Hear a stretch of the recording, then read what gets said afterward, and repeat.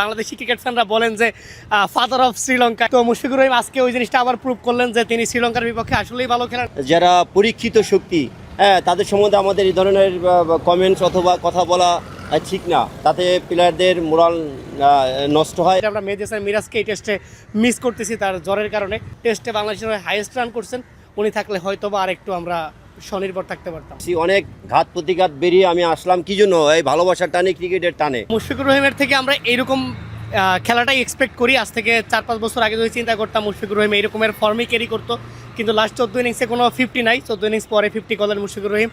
এবং শ্রীলঙ্কার বিপক্ষে যদি স্পেশালি বলা হয়, অনেক বাংলাদেশি ক্রিকেট ফ্যানরা বলেন যে ফাদার অফ শ্রীলঙ্কা, এই টাইপের একটা কথা। গতকালকে দেখলাম যে ফাদার্স ডে গেল, শ্রীলঙ্কার বেশ কয়েকটা ট্রল পেজ থেকে উইশ করতেছিল যে শ্রীলঙ্কার এরকমের।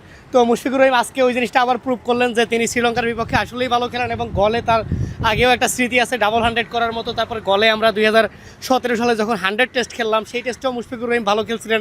আমার আরও মনে আছে তামিম ইকবাল ওই টেস্টে ভালো খেলছিলেন, সাকিব আল হাসান ওই টেস্টে ভালো খেলছিলেন, মেহেদী হাসান মিরাজ ওই টেস্টে 50 করছিলেন। বাট আনফর্চুনেটলি আমরা মেহেদী হাসান মিরাজকে এই টেস্টে মিস করতেছি তার জ্বরের কারণে।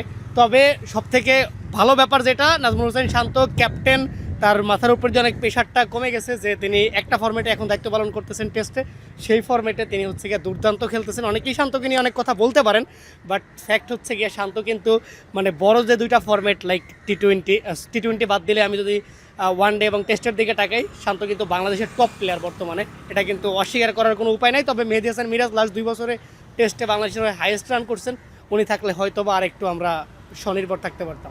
ক্রিকেট আসলে বাংলাদেশেই এটা সম্ভব। 2-1টি ম্যাচ খারাপ করলেই তাকে নিয়ে সমালোচনা হয়। আমাদের সুযোগ দিতে হবে।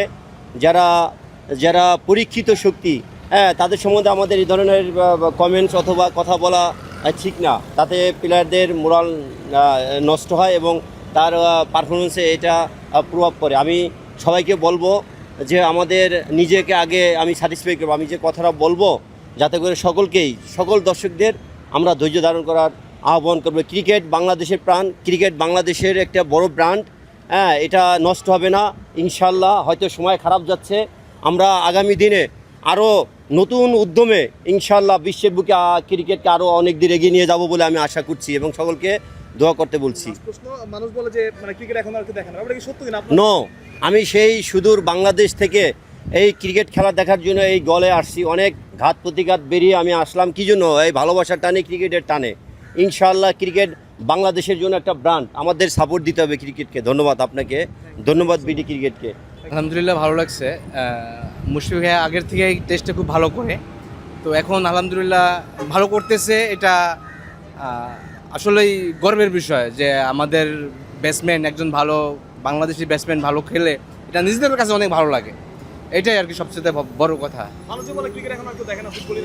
না, ক্রিকেট আসলে একটু খারাপ অবস্থানে আছে, এটা নিয়ে সবাই দুঃখ প্রকাশ করে। ক্রিকেট প্রেমিক যারা, সবাই দুঃখ প্রকাশ করে যে আমি সবসময় ক্রিকেট খেলা দেখি, অথচ ক্রিকেট খেলা মাঝখান দিয়ে দেখিই নেই।